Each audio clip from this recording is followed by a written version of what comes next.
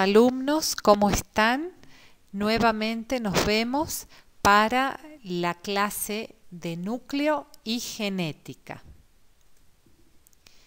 La semana anterior vimos célula, la diferencia entre célula procariota y célula eucariota. Esa diferencia precisamente radicaba en que el material genético en una célula procariota está disperso en el citoplasma, mientras que en una célula eucariota se ubica dentro del núcleo. Después también vimos las diferencias generales entre una célula vegetal y una animal. Estudiamos las organelas citoplasmáticas de una célula eucariota y la membrana plasmática, y hoy ya nos vamos a circunscribir específicamente al núcleo. Entonces el núcleo pertenece a las células eucariotas, está rodeado por membrana. Esa membrana proviene de la membrana plasmática por el proceso de invaginación que habíamos visto en la clase pasada, y tiene la característica de poseer poros u orificios por donde se va a comunicar el núcleo con el citoplasma. El núcleo es homogéneo, viscoso, con poca afinidad por los colorantes. El estado del mismo puede variar según el ciclo celular. Por ciclo celular se entiende al periodo en que la célula se divide y el periodo en que la célula no se divide. Cuando la célula no se divide se llama interfase, y en ese caso el núcleo va a estar en un estado líquido. En cambio, cuando la célula entra en división, se va endureciendo o gelificando ese núcleo, entrando a un estado de gel. La composición del núcleo va a depender de su fase dispersa y su fase dispersante. La fase dispersante o jugo nuclear es precisamente la parte líquida del núcleo, que será líquida en sí misma o un poco gelificada según el estado del ciclo celular, y va a poseer sales y enzimas, además de agua. Y la fase dispersa va a estar conformada por las estructuras organelas del núcleo, que habíamos dicho la clase pasada que eran organelas que no poseían membrana, no tienen membrana, y van a ser dos: cromatina cromosoma, que es la misma organela, nada más que la cromatina es cuando la célula está en etapa de no división o interfase, y el cromosoma es la organela cuando la célula comienza su proceso de división y se va condensando. Y por otro lado vamos a tener el nucleolo. Eso vamos a estudiar en el día de hoy. ¿Qué función tiene el núcleo? La de guardar y transmitir la información genética, por un lado, pero por otro lado también la de sintetizar proteínas. Entonces recuerden las dos funciones porque las dos son importantes: guardar la información genética y transmitirla a las células hijas o a la descendencia, y por otro lado sintetizar las proteínas, que es la forma en que el núcleo se comunica y da respuesta a la célula. Bien, aquí tenemos las organelas, el nucleolo y la cromatina / cromosoma, según el estado de división o no de la célula. Fíjense, aquí tenemos la estructura en doble hélice del ADN. Esta es la estructura secundaria del ADN, que ya la vamos a estudiar, y ese ADN se va enrollando o condensando a partir de unas proteínas llamadas histonas, que son estas proteínas que ven en esta imagen de color celeste. Esas proteínas histonas actúan como una suerte de carretel donde se va enrollando el ADN. Cuando el ADN está desenrollado, se llama cromatina la organela.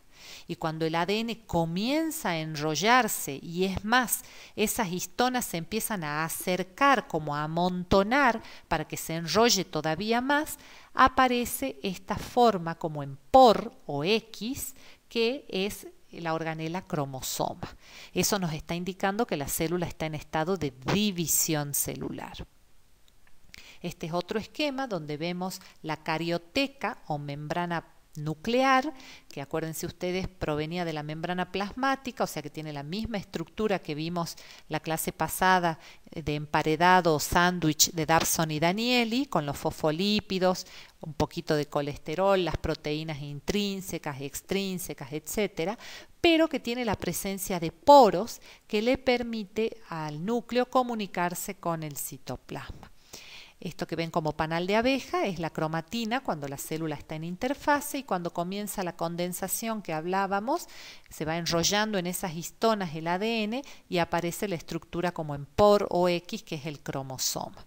Tanto cromatina como cromosoma no es más que ADN, ¿sí? La información genética está en esa organela. Y después tenemos el nucleolo rico en ácido ribonucleico. Bien, entonces ahora sí vamos a hablar de los ácidos nucleicos y vamos a hablar específicamente de la estructura primaria de los ácidos nucleicos. ¿Y qué son los ácidos nucleicos? Son tetranucleótidos, es decir, una estructura que está conformada por 4 nucleótidos, ya vamos a ver cuáles son esos 4 nucleótidos, y que se encuentran dentro del núcleo. Esa es la característica de los ácidos nucleicos, que se ubican en el núcleo de las células. ¿Cuáles son los 4 componentes o los 4 nucleótidos que conforman estos ácidos nucleicos? Por un lado, el azúcar, que siempre es una pentosa, fíjense ustedes, porque tiene en su estructura bioquímica 5 lados, es una pentosa. Por otro lado, un grupo fosfato, entonces ahí tenemos 2 nucleótidos de los 4, y los otros 2 lo van a conformar las bases nitrogenadas, que podrán ser púricas o pirimídicas. Todo esto es estructura primaria de los ácidos nucleicos. Entonces aquí vamos a tener 2 ácidos nucleicos. Uno que se encuentra sobre todo en el núcleo, dentro de la cromatina y el cromosoma, que es el ADN. Y otro que se encuentra más que nada en el nucleolo, que es el ARN. ADN significa ácido desoxirribonucleico. ¿Por qué? Porque el azúcar que lo conforma, la ribosa que lo conforma, perdón, no la ribosa, la pentosa que lo conforma, se va a llamar precisamente desoxirribosa. Por eso es ADN. Mientras que ARN significa ácido ribonucleico, porque la pentosa que lo conforma es precisamente la ribosa. Entonces, la pentosa de cada uno de estos ácidos nucleicos le da el nombre. ADN, porque la pentosa es el ácido, la desoxirribosa, y ARN, porque la pentosa es la ribosa. Por otro lado, tenemos los grupos fosfóricos, o uniones fosfodiéster, grupos fosfatos, que son la misma en ambas dos. Y después tenemos las bases púricas y pirimídicas, fíjense ustedes, que van a ser adenina, citosina, guanina. Estas bases son iguales para ambos, pero aquí la timina va a llamarse uracilo en el caso del ácido ribonucleico. Entonces, los ácidos nucleicos se encuentran en el núcleo, son 2, ADN y ARN. ¿Cuáles son las similitudes y cuáles son las diferencias de los dos? Estamos hablando de estructura primaria todavía. La estructura primaria del ADN tiene una pentosa que se llama desoxirribosa, mientras que la estructura primaria del ARN tiene una pentosa que se llama ribosa. Los grupos fosfatos o uniones fosfodiéster son iguales en ambos casos, y las bases púricas y pirimídicas son iguales salvo una, que es la timina en el caso del ADN y el uracilo en el caso del ARN. Entonces, aquí tenemos las bases nitrogenadas, que hemos dicho que son púricas o pirimídicas. Las púricas, adenina, guanina, y las pirimídicas no se lee aquí, pero son timina y citosina. Entonces, bases púricas, adenina, guanina, y bases pirimídicas, timina y citosina. Esta timina es precisamente la que se va a modificar en el ARN, porque no se va a llamar timina sino uracilo. Pero acá estamos en la del ADN en este momento. ¿Por qué tendrán estas formas como de puzzle, rompecabezas o encastre?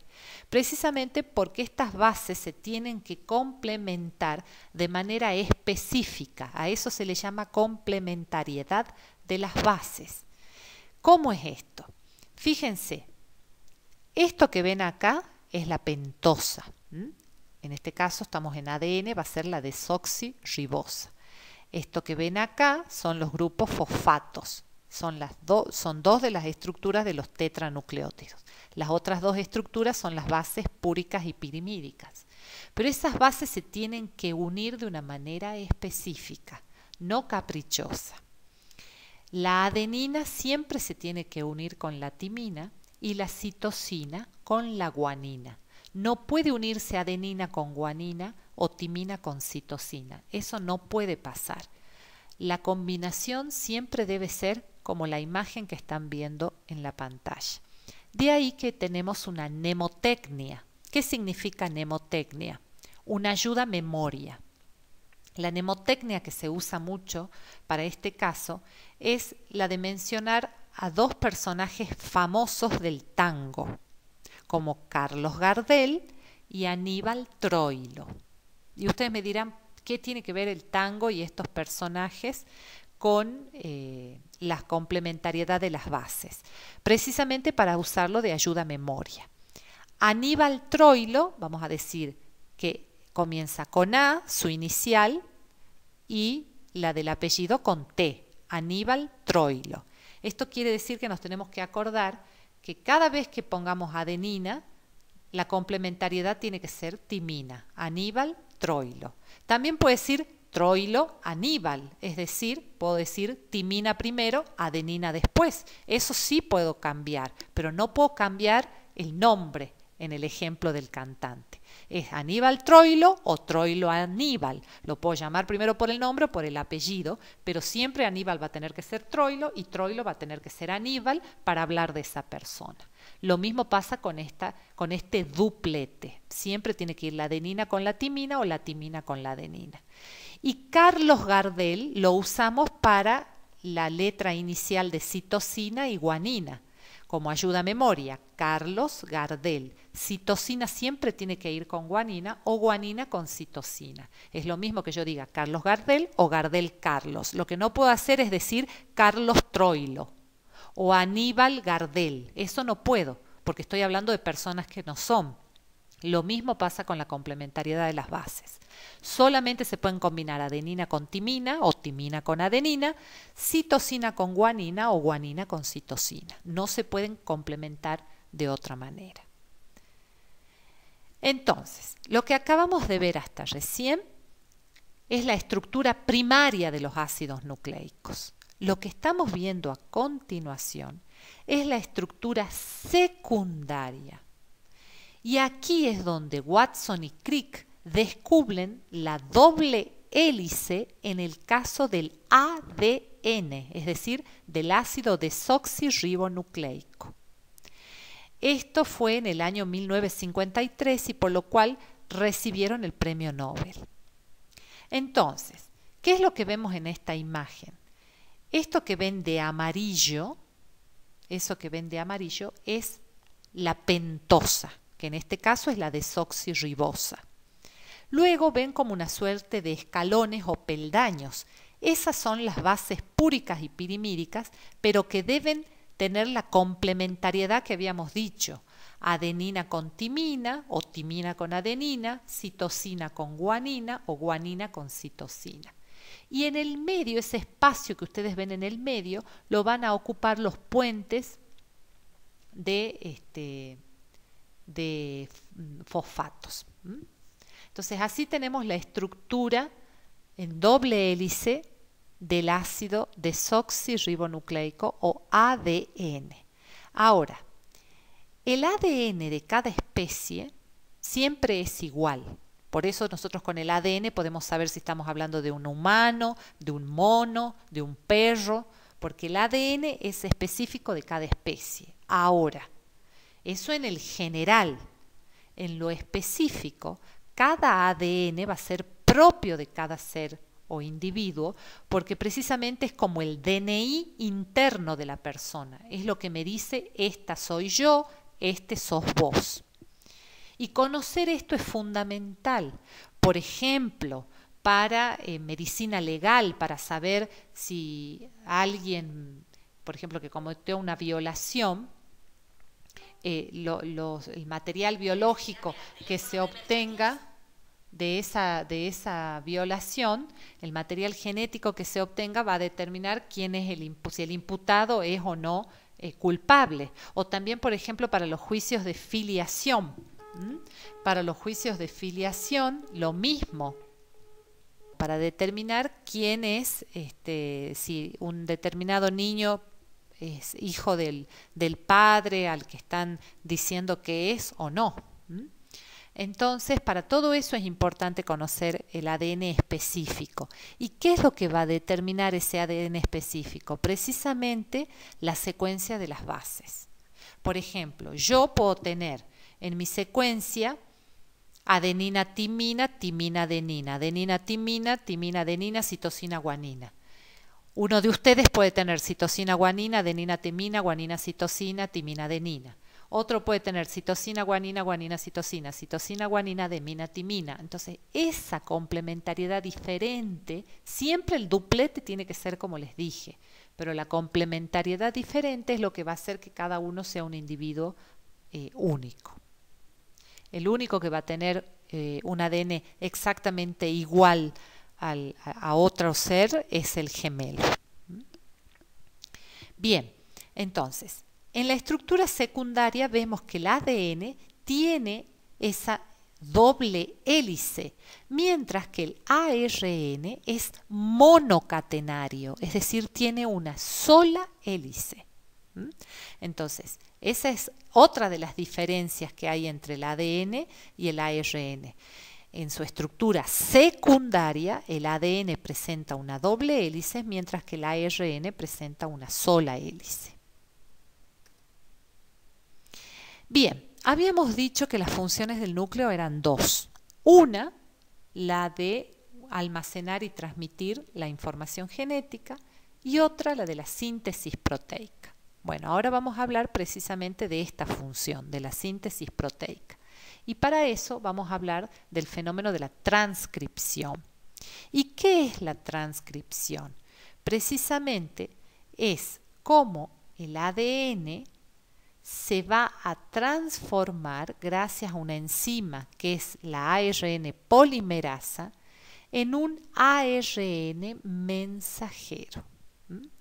Ese ARN mensajero precisamente pasa de ser una molécula bicatenaria como era el ADN en una monocatenaria.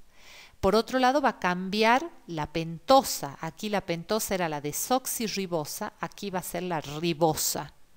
Y además va a cambiar, recuérdense ustedes, la timina por el uracilo. Entonces, de esa manera, y gracias a esta enzima, la ARN polimerasa, de una molécula de ADN voy a obtener una molécula de ARN, con estas modificaciones en la pentosa y en la base nitrogenada timina por uracilo, ¿sí? Ese ARN es el único que puede salir a través de los poros al citoplasma. El ADN nunca puede salir al citoplasma. El único que puede salir es el ARN. Yo siempre pongo el ejemplo de que vamos a pensar que el ADN es un ingeniero. Es un ingeniero que va a hacer una obra. El ingeniero se encuentra dentro del estudio. Y vamos a pensar que el ARN es como el arquitecto, que tiene su oficina al lado, que es justamente el nucleolo. Esa es la oficina del ARN. Pero en realidad es un poco más complejo el ejemplo, porque yo tengo que pensar que el ingeniero es el que se va a transformar en el arquitecto. Una parte del ingeniero se va a transformar, va a ponerse, por ejemplo, un casco para poder ir a la obra, va a cambiarse el saco. Entonces es como el ejemplo este, cambia el azúcar, cambia la timina por uracilo, y entonces ya está en condiciones, como arquitecto y con esas modificaciones, de salir hacia el citoplasma. En cambio el ingeniero no sale, el ingeniero se queda siempre en el núcleo. El ADN no sale del núcleo, el ARN va a salir.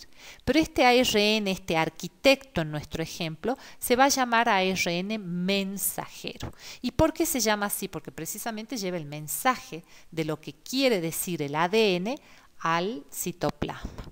¿A dónde en el citoplasma? En realidad quiere ir a actuar en los ribosomas donde están la fábrica de proteínas. Pero ya vamos a llegar a eso. El ARN mensajero entonces sale hacia el citoplasma. Cuando sale hacia el citoplasma, se va a relacionar con el maestro mayor de obras, por ejemplo, o el capataz, el maestro mayor de obras, el que se encarga de dar las directivas a los albañiles. Entonces, el ARN va a salir con el mensaje. Ese mensaje, supongamos, va a ser el plano que diseñó el ingeniero, el ADN. Entonces, el ARN mensajero, que no es otra cosa que el mismo ingeniero transformado en arquitecto, va a salir por los poros hacia el citoplasma y va a ir a hablar con el maestro mayor de obras. Ese maestro mayor de obras es otro ARN, pero es un ARN llamado de transferencia. Entonces, con este ARN de transferencia, lo que va a hacer el ADN mensajero es pasarle la información del plano. Entonces, este ARN de transferencia va a unirse con, aquí está, el ARN mensajero, ¿sí? Por eso acá está la flechita, fíjense ustedes, este ARN mensajero viene acá al citoplasma y va a interactuar con el maestro mayor de obras o capataz, que es el ARN de transferencia. Ese ARN de transferencia, fíjense ustedes que tiene un sector que se llama anticodón, que es esto que ven acá. Y ese anticodón se va a relacionar con este otro sector que es el codón del ARN mensajero, esto que ven acá. ¿Y qué es esto del codón? Simplemente pasarle la información al ARN de transferencia. Habíamos dicho que adenina, ¿con quién se tenía que combinar? Aníbal con Troilo, ¿verdad? Pero acá la T de timina se cambió por uracilo. Entonces el codón adenina se va a relacionar con uracilo, con el anticodón uracilo. El codón adenina con el anticodón uracilo. El codón uracilo con el anticodón adenina. Después habíamos dicho que guanina sí se relacionaba con citosina. Citosina con guanina y adenina otra vez tiene que ser con uracilo. Entonces de esa manera en esta complementariedad de las bases le va pasando la información el ARN mensajero al ARN de transferencia.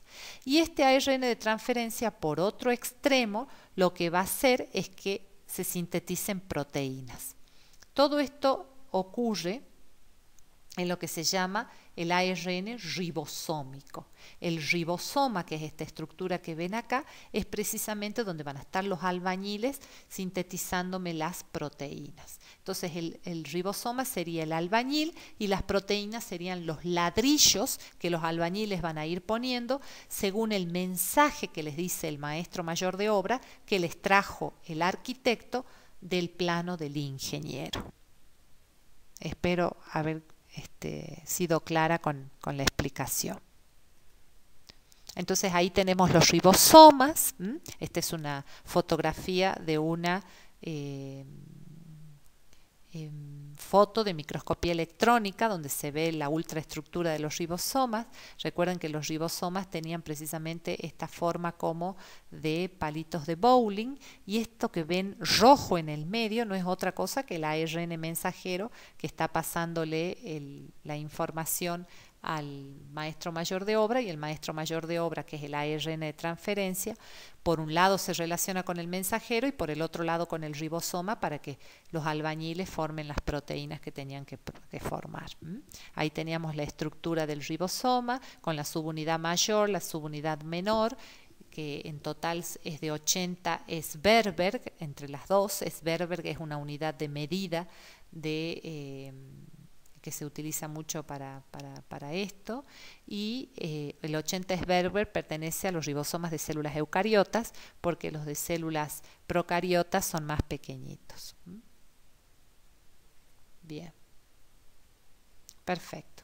Entonces ahí tenemos el gen y el locus. Ahora cambiamos de definición, porque ahora vamos a ir a la otra función del núcleo, que es la función de almacenar la información genética y la de pasar a su descendencia. Entonces, para esto tenemos que ver dónde guarda el núcleo la información genética. Y justamente la guarda en lo que se llama el gen. Entonces, si tenemos que definir gen, ¿cómo definiríamos gen? Como la menor porción o el segmento de ADN que se encuentra dentro de un cromosoma. Eso es gen, la porción más pequeñita de ADN que se encuentra dentro del cromosoma. Bien. ¿Y qué es qué es locus? Locus es el lugar que ocupa el gen en ese cromosoma. Por ejemplo, el gen 1 se encuentra en el brazo largo de tal cromosoma, el gen 2 por debajo. Entonces, ese lugar es el locus o loci, lugar que ocupa el gen dentro del cromosoma. Y gen, la mínima porción o segmento de ADN que se encuentra dentro del cromosoma. ¿Y qué serán alelos? Los alelos son cada una de las versiones de un gen, es decir, en cromosomas homólogos. ¿Qué quiere decir esto? Yo tengo el cromosoma de la mamá y tengo el cromosoma del papá, donde se encuentra el gen color de ojos. Supongamos que sea este que estoy señalando aquí, el celeste. Gen color de ojos de papá con gen color de ojos de la mamá. Esos son alelos porque son el mismo gen en el mismo cromosoma, pero de ambos padres o progenitores. Mismo gen, mismo cromosoma, pero de cromosomas homólogos. ¿Qué quiere decir homólogos? Uno del papá y otro de la mamá. Aquí les está hablando de heterocigótico. ¿Qué es heterocigótico? Que uno va a ser en este caso dominante y otro va a ser recesivo, es decir, que cada alelo tiene una información diferente para ese mismo carácter, por ejemplo, color de ojos. Eso ya lo vamos a ir viendo. Por lo pronto manejemos el concepto de alelo. Alelo es cada una de las versiones de un gen. Dicho de una manera más sencilla, es mismo gen en el mismo cromosoma, pero en cromosomas homólogos, es decir, uno de un progenitor y otro del otro. Y ese gen es para una determinada característica, por ejemplo, color de ojos, porque cuando comience el entrecruzamiento de los genes, cuando hay una fecundación y se forma un nuevo ser, el gen color de ojos, ¿con quién se va a combinar? Con el gen color de ojos del otro papá. No se combina color de ojos con estatura o con forma de nariz.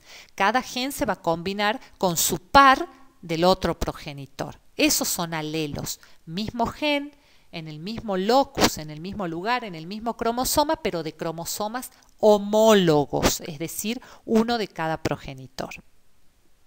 Entonces ahí tenemos el cromosoma. Recordemos que el cromosoma, ¿qué era? La cromatina condensada, por eso tiene esa forma de X o por, que indica que la célula está por entrar en proceso de división. Y aquí lo que vemos en esta forma de X o por es que tenemos una zona central llamada centrómero y tenemos como dos bracitos, ¿sí? Unos por arriba y otros por debajo del centrómero. A esos brazos se les llaman cromátides. Podrán ser cromátides superiores o cromátides inferiores. Y a cada una de esas partes se le puede llamar brazo. Esta constricción, la del medio, se llama constricción primaria, que es el centrómero. Hay cromosomas que pueden tener otras constricciones que se les llaman constricciones secundarias y que me van a determinar unas estructuras por arriba de esas constricciones llamadas satélites. No todos los cromosomas lo tienen, pero quienes lo tienen van a conformar los satélites. No todos tienen esta constricción secundaria. Quienes lo tienen me conforman los satélites. Entonces yo tendré brazos, la cromátida, centrómero, constricción secundaria y satélites. Bien, entonces, hay varias formas de clasificar a los cromosomas, pero una de esas formas de clasificar es según la ubicación del centrómero, que es esta constricción primaria, porque el centrómero sí lo tienen todos los cromosomas. La constricción primaria la tienen todos los cromosomas. Las que pueden no tener todos es la secundaria, pero la primaria la tienen todos. Entonces, una de las maneras de clasificar a los cromosomas es según la ubicación del centrómero. Si el centrómero se encuentra como arriba, casi no tengo los brazos superiores o las cromátides superiores, se va a llamar acrocéntrico. Acro quiere decir lejos, el centrómero está como lejos, bien arriba. Eso es acrocéntrico. Casi no hay cromátides superiores. Luego, si yo tengo el centrómero más abajo, pero todavía sigue siendo los bracitos de arriba cortos en relación a los de abajo, se va a llamar telocéntricos. Pero en este caso no tenemos tanta importancia porque no existe en la especie humana. Luego siguen los submetacéntricos. Estos son los más comunes y los que sí tenemos en la especie humana, que se llaman submetacéntricos porque tenemos brazos de diferentes longitudes. Y finalmente los metacéntricos, que también son bastantes en la especie humana, donde tenemos el centrómero bien en el medio, entonces las cromátides superiores van a ser de las mismas dimensiones que las cromátides inferiores. Bien, ¿qué es un cariotipo? Cariotipo es el estudio que nos permite ver los cromosomas. Ese estudio se realiza para ver precisamente si hay alguna alteración o no en los cromosomas. Para eso uno saca una muestra, células en un estado de división, y se saca fotos en el estado, ya vamos a ver específicamente en qué estado cuando veamos división celular, pero se saca fotos en el momento donde uno ve a las células, a los cromosomas bien en el medio del núcleo. ¿Sí? Se le saca foto y luego un software de la computadora va a agrupar estos cromosomas según el tamaño, que es una forma de clasificarlos, la ubicación del centrómero, que es lo que acabamos de ver, y si son cromosomas somáticos, es decir, de todas las células, o cromosomas sexuales, es decir, únicamente los que están en el testículo y en el ovario. Entonces, esas son las tres formas de clasificar los cromosomas, según la ubicación del centrómero que acabamos de ver, según el tamaño y según si son somáticos o sexuales. Con esas tres formas de clasificar, el software de una computadora nos va a poner los cromosomas de esa fotografía que sacamos de una célula en división, nos va a ubicar para que podamos estudiar el cariotipo. Uno le puede dar coloración, o lo puede ver directamente con esta técnica que se llama de bandeo, donde ustedes van a ver como negritos, blancos y grises, para ver si están bien o no las estructuras de los cromosomas. Este es un ejemplo de cariotipo normal masculino. ¿Cómo sé que es masculino? Porque el par sexual es un XY, es decir, un cromosoma más largo y otro más cortito, que es el Y. Y el XY indica que es varón. Por eso les decía, todos estos otros son los pares somáticos. Este último es el par sexual. Por otro lado, acá tengo los de mayor tamaño, tamaños intermedios y los más pequeños, y por otro lado voy a tener los metacéntricos, los submetacéntricos, en fin, los acrocéntricos. Y aquí tengo lo mismo, un cariotipo normal, pero es femenino. ¿Y cómo sé? Porque el par sexual, los dos son X. XX indica que es mujer. XY, como habíamos visto en el ejemplo anterior, el XY indica que es varón. Proyecciones clínicas. Por ejemplo, cuando tenemos determinadas alteraciones en el cariotipo, eso se va a correlacionar con patologías o síndromes. Entonces aquí tenemos el síndrome de Turner, que afecta a las mujeres con un solo cromosoma X, es decir, hubo una alteración durante su formación donde uno de los cromosomas no está presente, quedó solamente una X. Entonces estas personas van a tener la característica de tener primero infantilidad, es decir, no se desarrollan como personas adultas, quedan de baja estatura, como niñas, y además no van a tener el desarrollo de su útero y por lo tanto van a ser infértiles, ¿sí? No van a poder fecundar. O este otro síndrome que es el de Klinefelter, que afecta a los hombres, en este caso es al revés, es un cromosoma de más, XXY. En estos casos, lo que vamos a ver en estos pacientes es un hipogonadismo, es decir, no se desarrollan su aparato sexual y también va a tener esterilidad. Estos dos ejemplos que pusimos son ejemplos en números, este es en más y este es en menos, pero también pueden haber patologías cualitativas, es decir, donde lo que está alterado es la estructura de un cromosoma. Podemos tener la misma cantidad de cromosomas, pero hay una alteración en cuanto a la estructura. Algo que no mencioné, ¿cuántos cromosomas tiene la especie humana? La especie humana tiene 46 cromosomas, eso es lo normal. 46 cromosomas, de los cuales 44 son somáticos, es decir, de todas las células, y solamente 2 van a ser el par sexual, que determina si somos hombre o mujer. Entonces, 44 somáticos, 2 sexuales. Entonces, es lo mismo decir 46 cromosomas que decir 23 pares de cromosomas, de los cuales 22 pares van a ser somáticos y un par va a ser sexual. Lo que estamos viendo en esta imagen es una patología, porque no tengo 46 cromosomas, tengo 47. Y en este otro caso tengo 45 cromosomas, ¿sí? Aquí abajo les dice 45X, porque falta un par sexual. Y acá tengo 47XXY, porque sobra uno.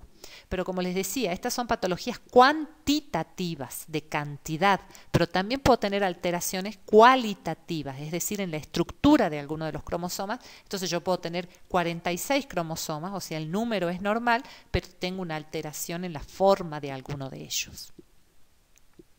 Aquí tenemos otro ejemplo en lo cuantitativo, es decir, en la cantidad.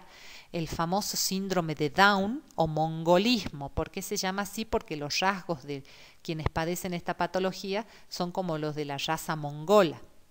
Entonces, esto se da por una trisonomía del cromosoma 21, ya no es en el par sexual como estábamos viendo en los otros dos ejemplos, sino en un par somático. El cromosoma 21 en vez de tener un par tiene 3. En vez de tener 2 cromosomas tiene 3. Entonces eso nos da retraso mental, cardiopatía, enfermedades del aparato digestivo, del aparato endocrino.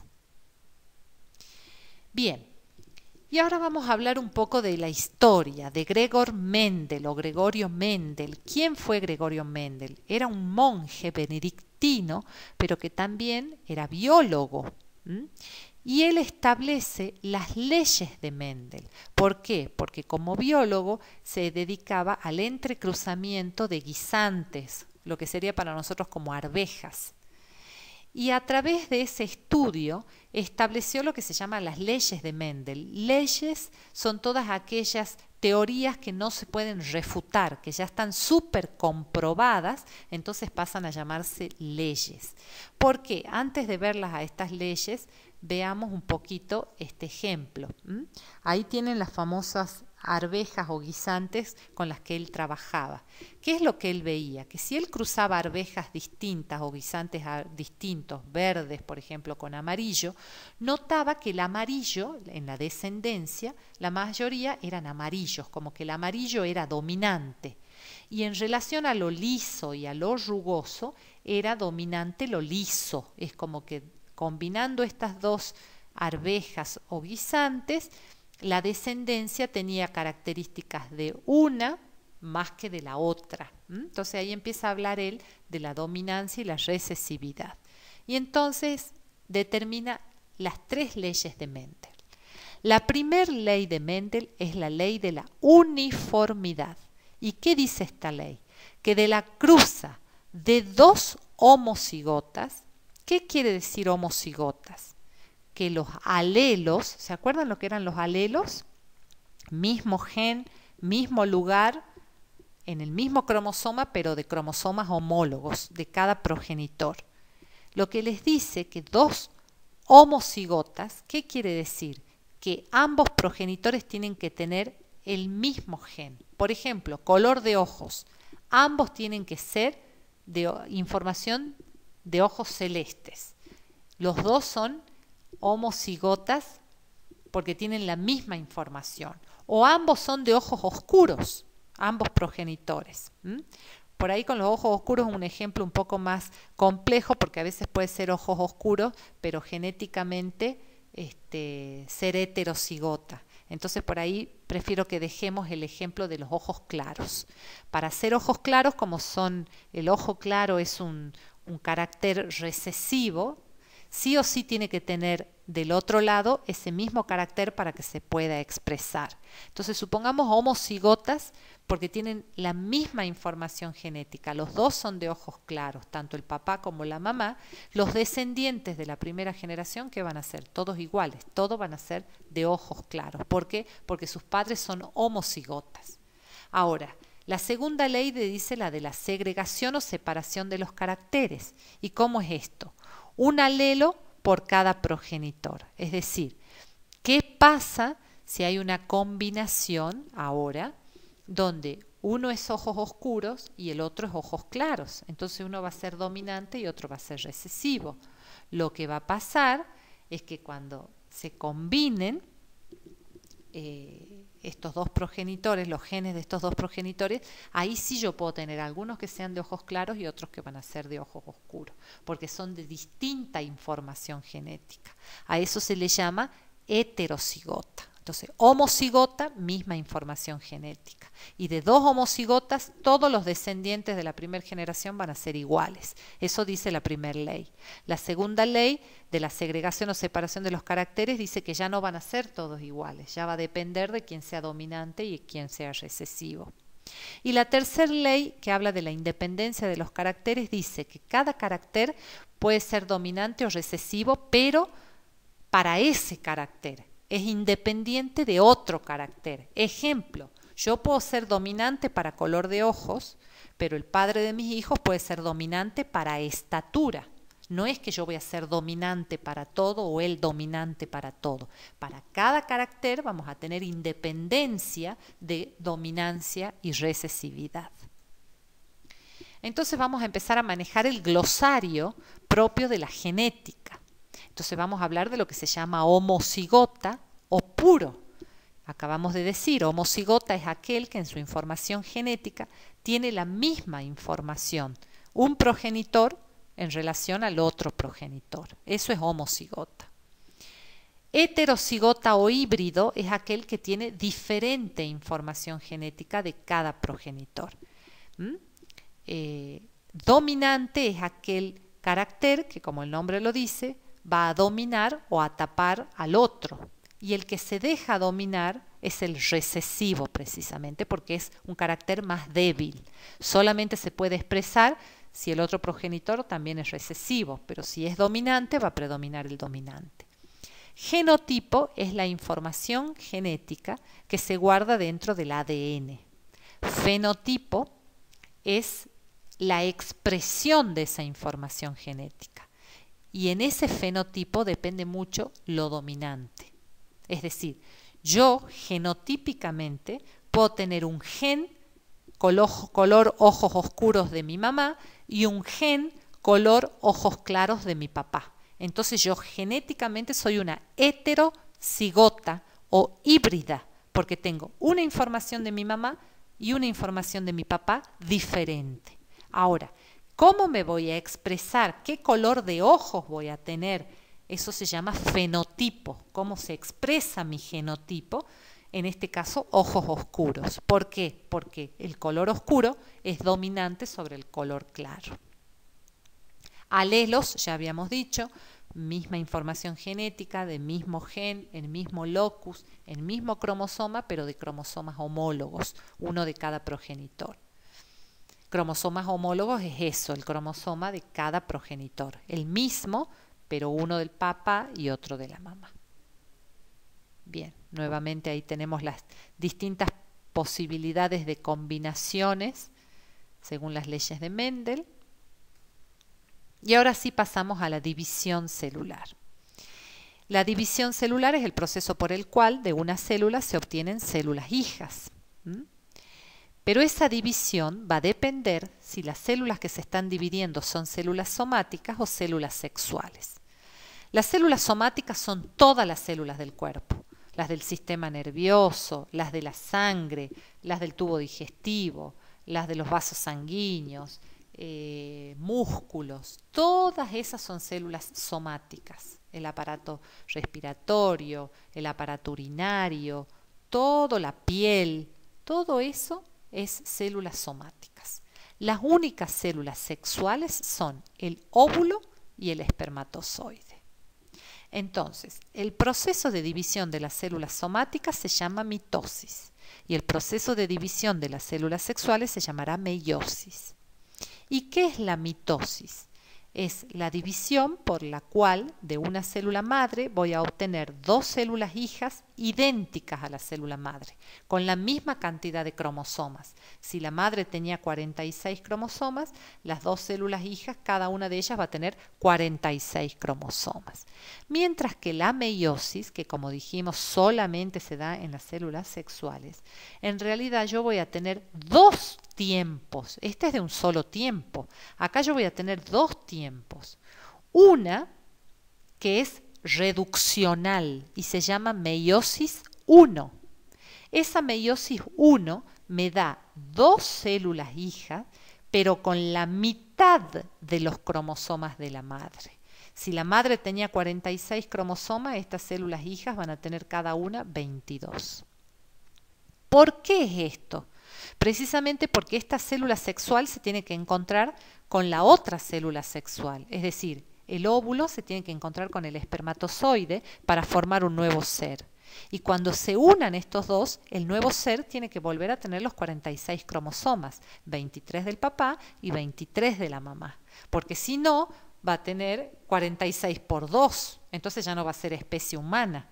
Como la naturaleza es sabia, lo que hace es que sus células sexuales reduzcan a la mitad sus cromosomas para que en el momento de la fecundación el nuevo ser vuelva a tener los 46 cromosomas. Entonces, en la meiosis 1 yo voy a tener dos células hijas de 23 cromosomas y ahora viene una nueva etapa que es la meiosis 2, donde de cada una de esas hijas voy a tener otras dos hijas que van a ser también de 23 cromosomas porque van a ser iguales a esta. Esta segunda etapa se comporta prácticamente como una mitosis, en el sentido que de cada célula voy a tener dos exactamente iguales. La única diferencia es que van a ser siempre de 23 cromosomas porque estas ya son de 23 cromosomas. Entonces, el proceso final de la meiosis me va a dar 4 células hijas, mientras que el de la mitosis me va a dar 2 células hijas. El de la mitosis tiene un solo tiempo. El de la meiosis tiene dos tiempos, meiosis 1 y meiosis 2. La meiosis 1 es reduccional, porque me reduce a la mitad los cromosomas, y la meiosis 2 es prácticamente como una mitosis. De cada una de estas células me da dos células hijas iguales a estas, pero diferentes a la original. Entonces en la mitosis yo tengo células iguales a la original, mientras que en la meiosis tengo células distintas, porque estas tienen la mitad de los cromosomas en relación a la original.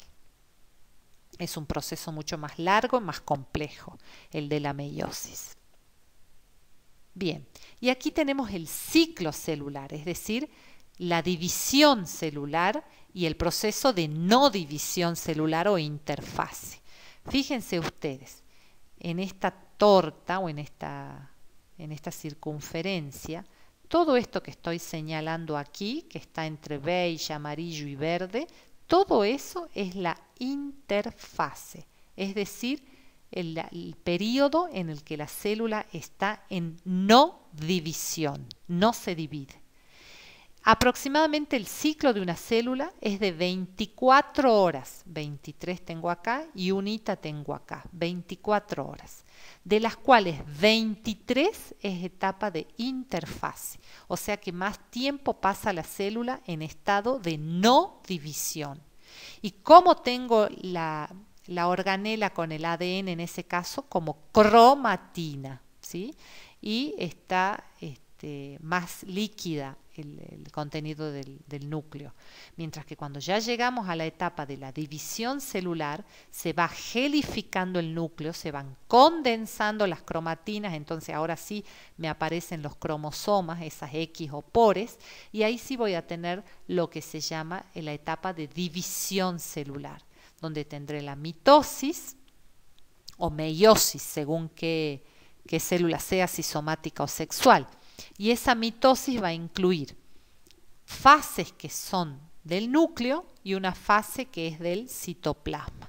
Las fases de la mitosis del núcleo son la profase, la metafase, la anafase y la telofase. Y finalmente la citocinesis es cuando se separan las células hijas en dos células nuevas con su citoplasma propio. Entonces, empecemos por cada una de estas fases. Vamos con la interfase. La primera fase de la interfase es la G1, que significa gap. G viene de gap y gap en inglés es intervalo. Entonces G1, uno dice en interfase, piensa que la célula no está haciendo nada y en realidad hay muchísimo trabajo durante la interfase, que no se verá tan gráfico como en la mitosis, pero también la célula hace mucho trabajo durante la interfase. Y en la fase G1, precisamente el ADN se transcribe y aumenta el tamaño de la célula. ¿Qué es esto de la transcripción del ADN? Es la duplicación del ADN. Recuerden ustedes que el núcleo tenía dos funciones: almacenar y transmitir la información genética y la síntesis de proteínas. Cuando la función es la de almacenar y transmitir la información genética, lo que ocurre es que el ADN se duplica. Para eso hay que transcribir. ¿Qué quiere decir transcribir? Tiene que copiarse la información de ese ADN para que después se pueda duplicar. Entonces, primero ocurre la transcripción y aumenta el tamaño celular. Eso dura aproximadamente unas 12 horas.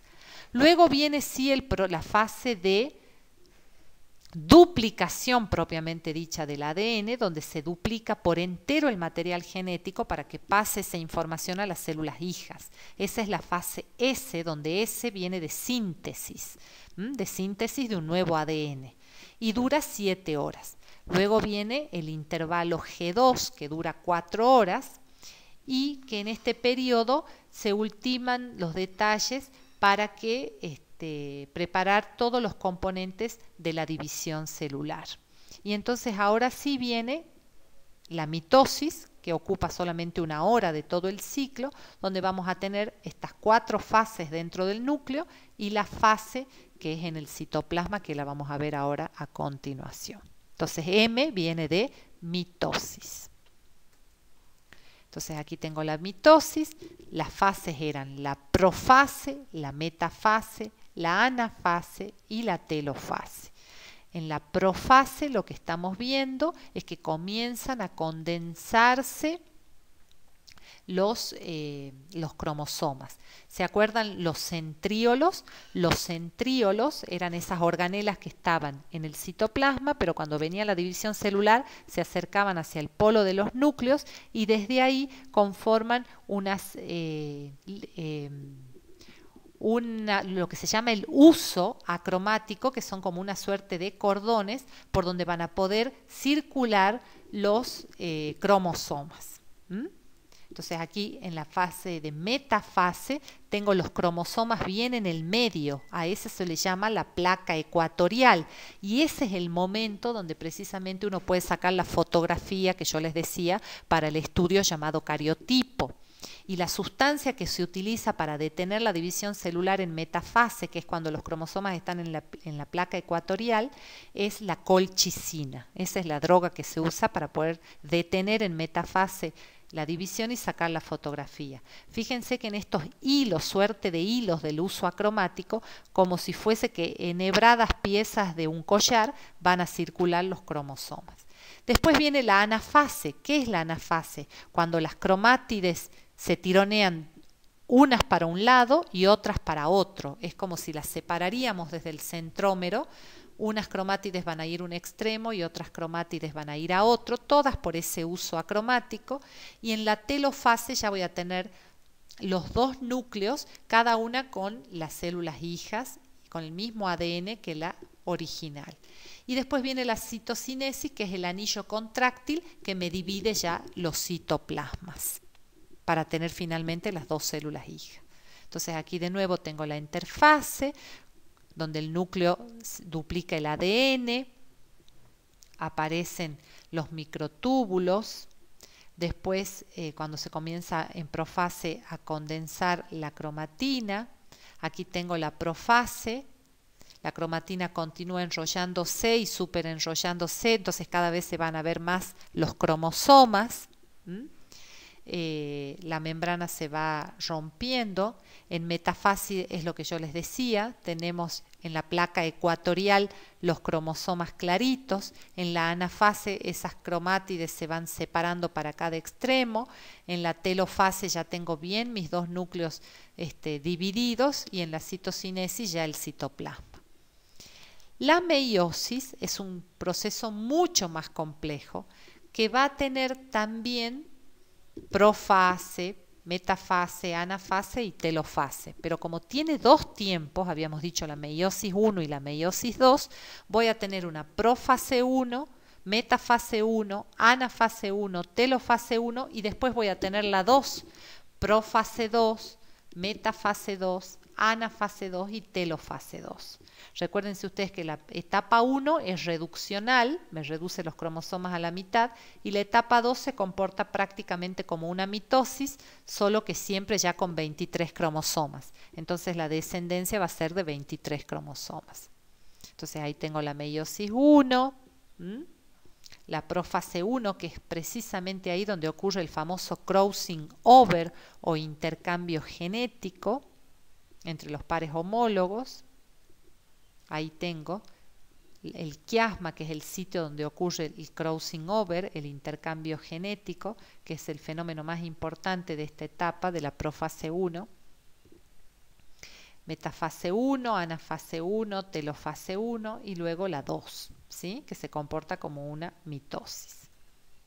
Entonces, citocinesis es el proceso de separación de las células formadas, ocurre la división y la relocalización de organelas citoplasmáticas en cada nueva célula y se restablece de nuevo el citoesqueleto. Aquí tenemos los centrosomas, que son los que van a conformar los centríolos, y esos centríolos, que tienen tripletes de microtúbulos, son los que después van a formar el uso acromático que habíamos dicho. Y el centriolo, acuérdense ustedes que era una organela que estaba al principio en el citoplasma, pero a la hora de dividirse se acerca hacia los polos de los núcleos. El crossing over es ese intercambio genético que ocurre en la zona del quiasma, en profase 1, donde los cromosomas homólogos se aparean. Y luego tenemos la gametogénesis, que es la formación tanto de espermatozoides como de óvulos, que la diferencia entre una y otra es que en el varón siempre voy a tener los espermatozoides, mientras que en la mujer voy a tener 4 espermatozoides, mientras que en la mujer voy a tener 4, sí, pero solo uno va a ser un óvulo maduro. El resto se atrofia en lo que se llama cuerpo polar. Y eso tiene una razón de ser. La razón es que la mujer está preparada para anidar en su vientre un solo niño, no como otras especies como los perros o los gatos que pueden tener muchas crías en su interior. La mujer está preparada para albergar uno solo. Entonces las otras células se atrofian en lo que se llama cuerpo polar. Cuando ocurre que en vez de una maduran 2, podemos tener mellizos. ¿Quién determina el sexo? Siempre lo determina el varón, porque el varón es XY. Entonces, cuando comienza la división de las células y se reducen los cromosomas, la mitad van a ser X y la mitad van a ser Y. En cambio, la mujer siempre es XX. Entonces, cuando se reducen a la mitad sus cromosomas, tanto de un lado como del otro, lo que va a pasar es el X. Y sea cual sea el óvulo que madure, va a ser X. Entonces, si el espermatozoide que es X, alcanza al óvulo X, va a ser mujer. Si el espermatozoide que es Y, alcanza al óvulo, va a ser varón, XY. Entonces, ¿quién determina el sexo? Siempre el varón. ¿Y cuál es la diferencia entre mellizos y gemelos? Que en el gemelo es un solo espermatozoide que fecunda un óvulo y automáticamente se divide en 2. Pero como vienen de una misma información genética, porque es el mismo espermatozoide y el mismo óvulo, son exactamente iguales, son como clones. En cambio, el mellizo es aquel que son 2 óvulos, supongamos que en vez de cuerpo polar también se desarrolló como óvulo. Eso pasa en algunas mujeres, que sobre todo hay una predisposición familiar de que maduren 2 óvulos a la vez, y en ese caso, ¿qué va a pasar? Un espermatozoide puede alcanzar un óvulo y otro espermatozoide al otro. Entonces son 2 seres diferentes, pueden ser del mismo sexo o pueden ser uno varón y uno mujer, según qué espermatozoide lo alcanzó, pero van a ser genéticamente diferentes. Podrán ser parecidos, pero no van a ser idénticos como en el caso del gemelo. Esa es la diferencia entre gemelo y mellizo, ¿sí? Y en los casos en los que hay fecundación asistida, lo que se hace con hormonas es estimular para que la mayoría de los óvulos se desarrollen. Entonces ahí pueden ser alcanzados varios óvulos y por eso tenemos cuatrillizos, trillizos, etcétera. Entonces ahí tengo el espermatozoide que tiene esa forma de renacuajo, con la cabeza donde va a estar el ADN, el cuello y la cola. Esto es una fotografía electrónica también. Y aquí tenemos la imagen del óvulo, que sí quiero decirles que el óvulo es la única célula que la podemos ver macroscópica. Es una célula grande, es la única célula que podemos verla con los ojos. Y aquí el proceso de fecundación, donde van millones de espermatozoides y solo uno de ellos va a alcanzar al óvulo. Ahí tienen el proceso por el cual un espermatozoide ingresa, entonces se bloquea, la membrana del óvulo bloquea el ingreso del resto de los espermatozoides. ¿Para qué? Justamente para que no tengan un lío de ADN en su interior. Puedan ser los 23 de este espermatozoide con los 23 del óvulo y formar el nuevo 6 de 46 cromosomas. Si entraría otro espermatozoide, ya no nos darían los números. Entonces ahí tengo el huevo cigoto, cómo va creciendo del primer día, el segundo día, en un proceso que se llama segmentación, que ya es mitosis. Ahí terminó la meiosis. Ahora el nuevo ser se va a formar por mitosis, por división celular de células somáticas. Esto lo vamos a estudiar igual más adelante, simplemente para que vayan viendo cómo se va formando a través de la segmentación el blastocisto y de ahí el embrión, y desde el embrión se van desarrollando los tejidos, los órganos. Así se ve al 5º o 12º día de vida intrauterina el ser humano.